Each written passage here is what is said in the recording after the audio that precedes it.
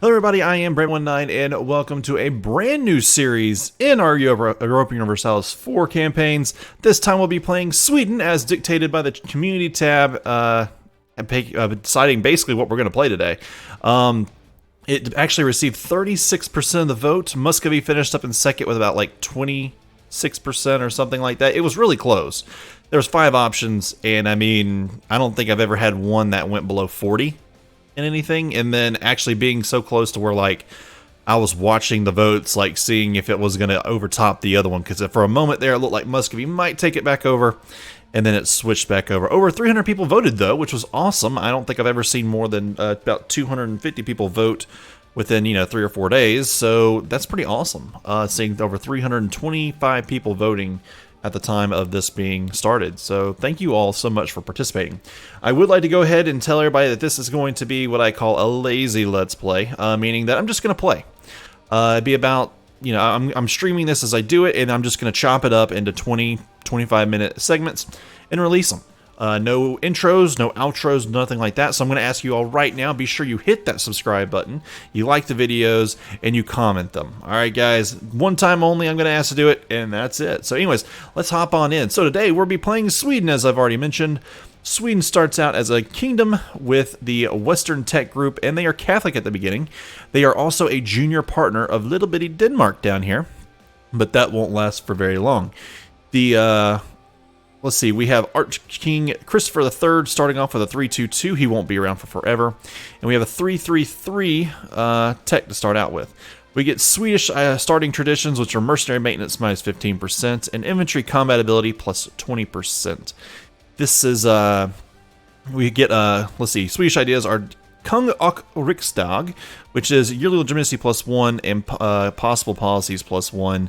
Swedish steel, which gives us discipline plus 5. The Hakkapelletta, which is cavalry cost minus 10%. Indelningsvert, I'm saying this terribly, I know. Manpower recovery speed plus 20%. Swedish absolutism, which gives us stability cost modifier minus 10%. And yearly absolutism plus 0.2. Product plaketet, which is goods produced modifier plus 10%. And Union and Security Act, national manpower modifier plus 10%. We get a country size of 26 provinces to start, 119 development, and fort level of 9.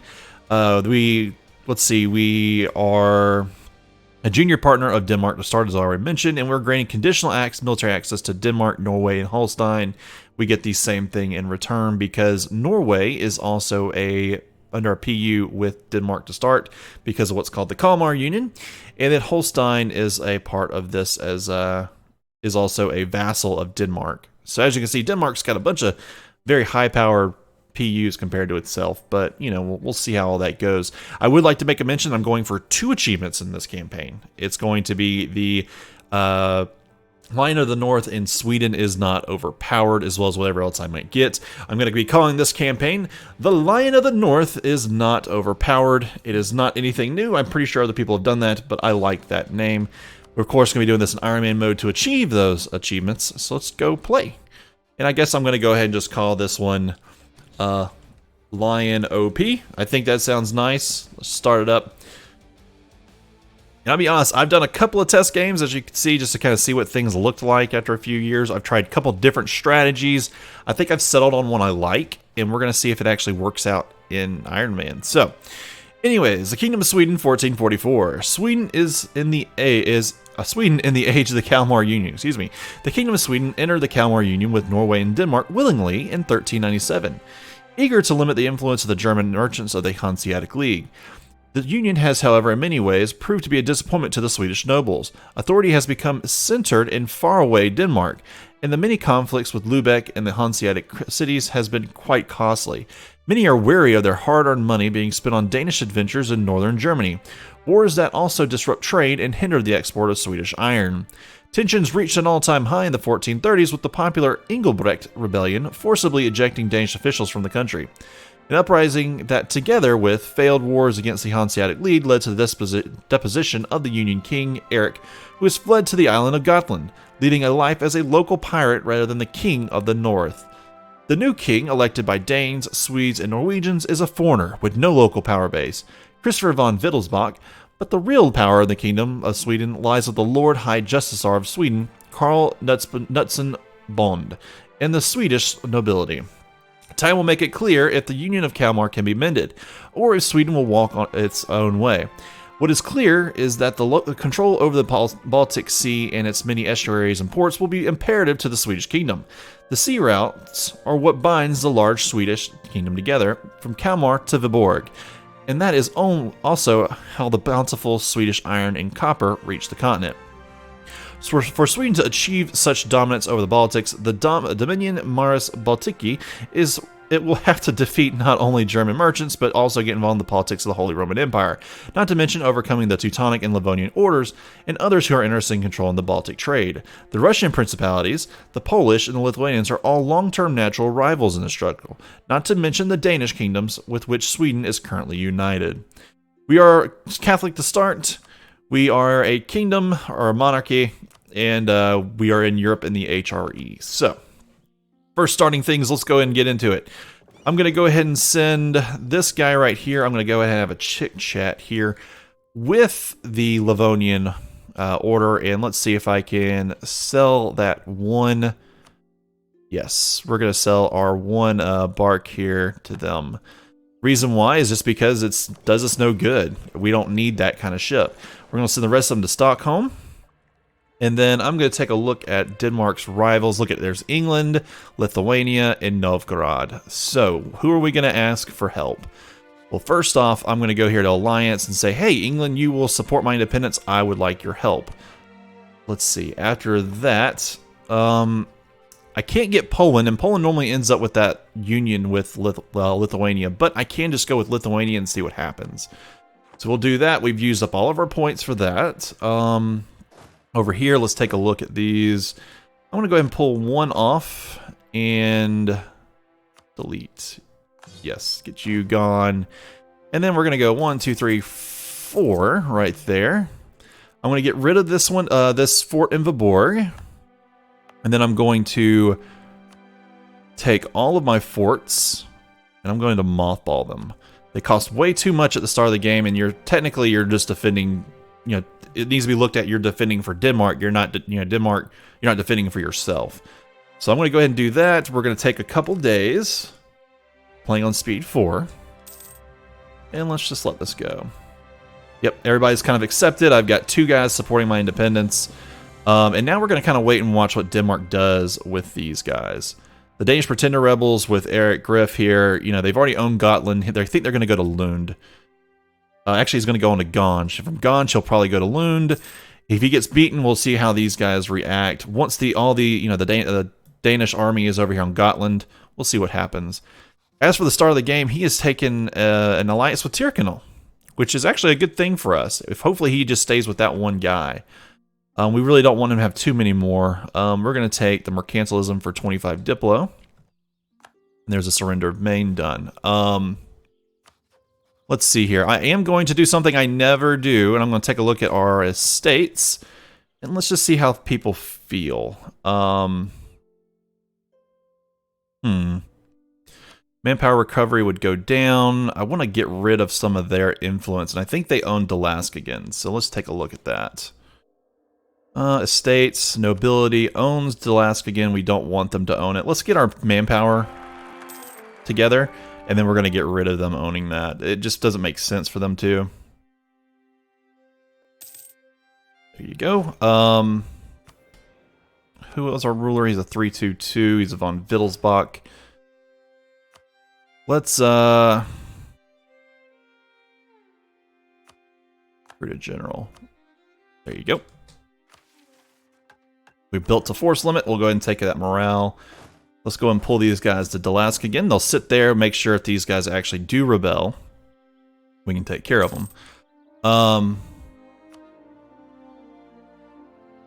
Oh wait, I've got to wait till 1445 anyway. Okay, that's fine. It's not that big a deal to wait. We do have 1.79 ducats coming in. Good little start there. Let's send our men down here. We'll have some time. And I want to take these guys and have them immediately start drilling. With them drilling, they're going to start building up army professionalism, and that actually lets me have more manpower just by clicking a button and getting rid of it. Is there anything? Let's see.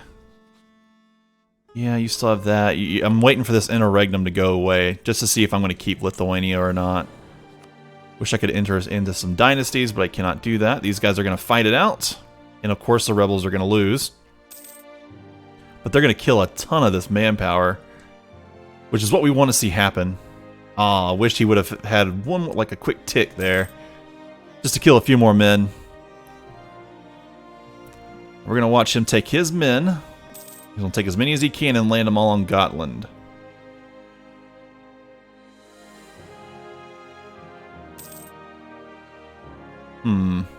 That's only one regiment of infantry.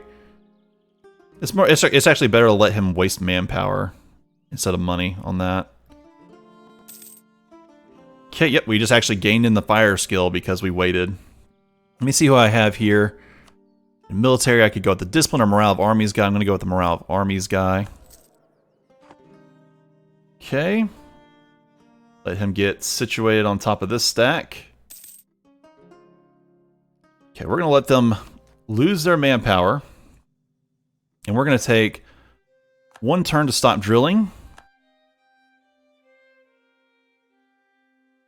Come on.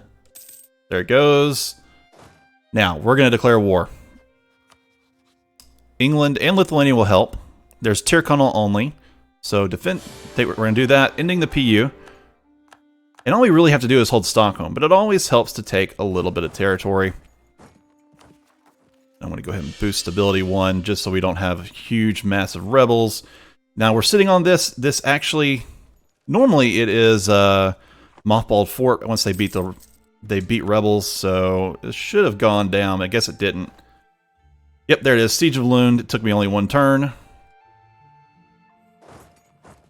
I'm going to take some men up here. I'm going to see if I can try to trick his guys into wanting to come back down here or something. Alright, looking good. I need to wait a little bit longer for that tick. Here you go. As long as he's sitting here, we're in good shape. Now we're hoping that England can use their navy to help us out. Even if they don't, they don't. Did this? Yeah, personal union with Poland. Poland's not going to come help me, so it's not that big a deal. Let's go to Blecking. Sit right here. I'm waiting for Denmark to say that they're going to come back. And I'm hoping they come back right, like on a territory I already own. Okay, so we're just going to kind of sit it out. Nothing's being taken from us. We're actually building up war score by just holding on to Stockholm. Let's go down here and go beat these guys. I would have let them rise up. Well, yeah, I can't sortie.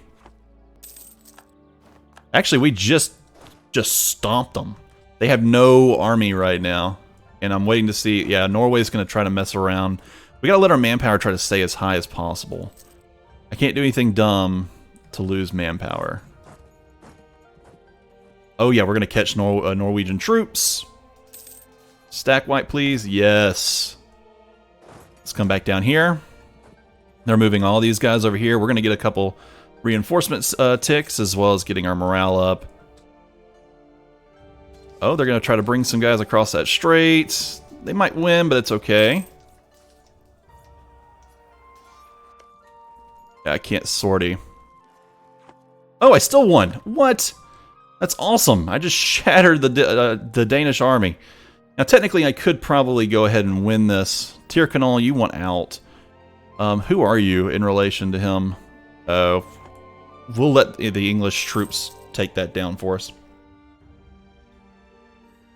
And we'll let our manpower kind of recover. We are very weak as far as our legitimacy and stuff like that. That's driven because, yeah, we're only getting 0.03 per year. We're actually losing money right now because we're having to reinforce troops.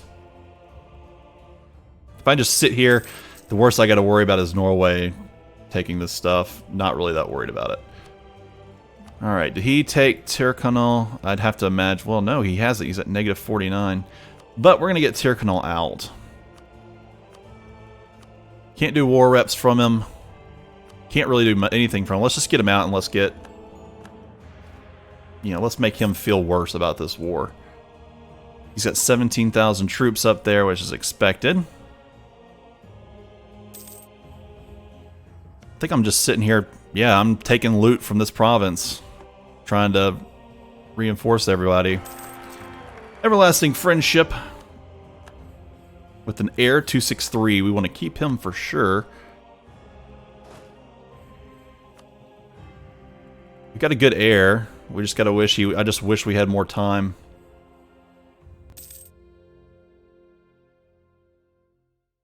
Okay. Could I theoretically get what I want out of this?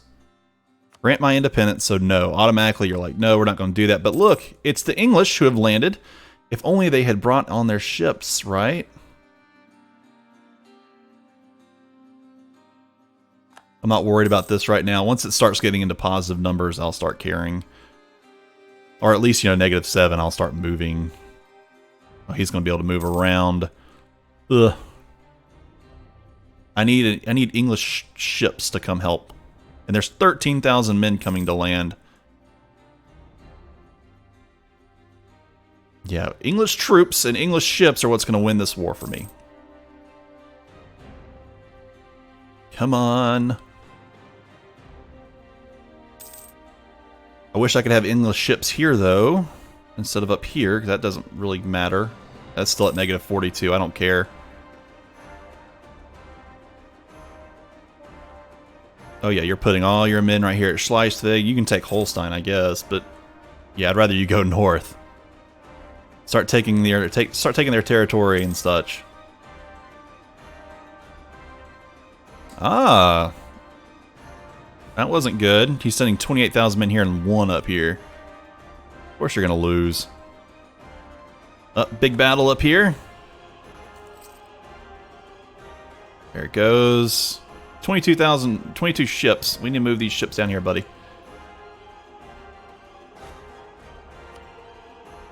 I bet you I can get what I want now. Yeah, definitely. War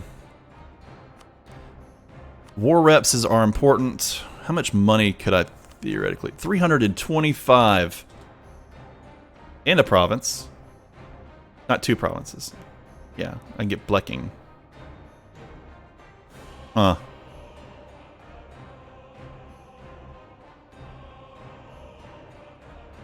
I mean, that's a ton of money that I really badly will need, I'm sure. They only have 1K troops. Let's go send up here, and let's see if we can make this go a little bit longer. I'll be a little greedy. I would like 1 more province. Oh, he's leaving it. Yeah, he went north, actually. Let's come back down here. Handle these guys in Lund. I don't think they'll put enough down there anyway.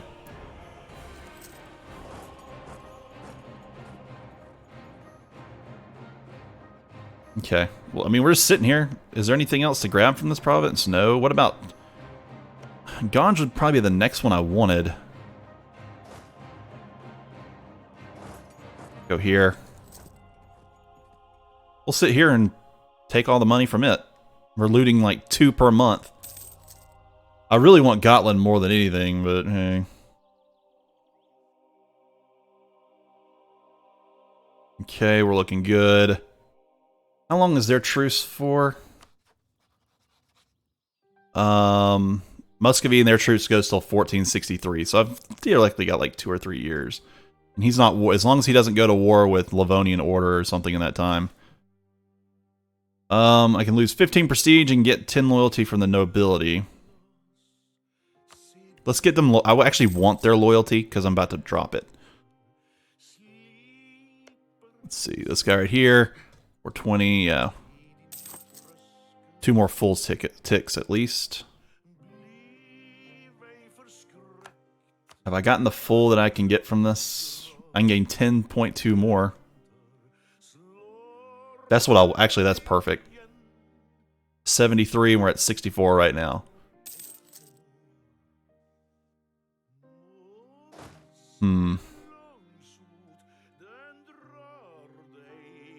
Let's go ahead over here. I'm gonna try to. That's land I don't care about. Here we go. We're gonna take this. They've got probably some money in it. Yeah, a little bit. At this point, it's just feeding me. Okay, let it go. Why does these ships not move any further in? What is wrong with those ships? Nothing really. I guess they're mostly cogs or something. Down here, I mean, these mostly galleys. I got it. I gotcha.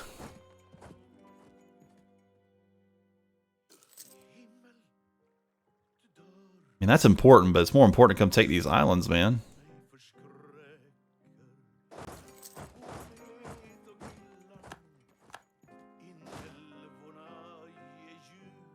Yeah, you see, Denmark's got some troops up there, but I'm not worried about them.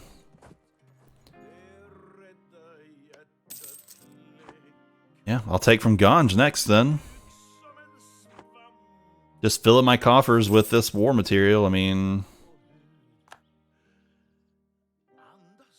he's already taken Holstein. Can we do what we want to do now? Yes. That's perfect. Alright, we lost 32,000 to their 53,000. They accepted independence. I've now got a good ally in England. Let's move up to here.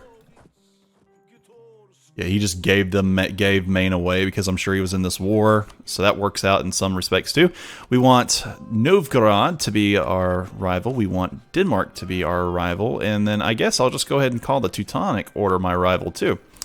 Let's go ahead and call in and say we've ended the Kalmar Union, which is going to give us permanent claims on Västra Götaland, and Skaneland area. So pretty much Skaneland down here. So I can find it. Västra Götaland here. It's like one territory. There's another one somewhere. No, that's Jutland. Yeah, this area right here. So Gotland, I've pretty much got claims on just this area right here, just to finish out Sweden's normal territory.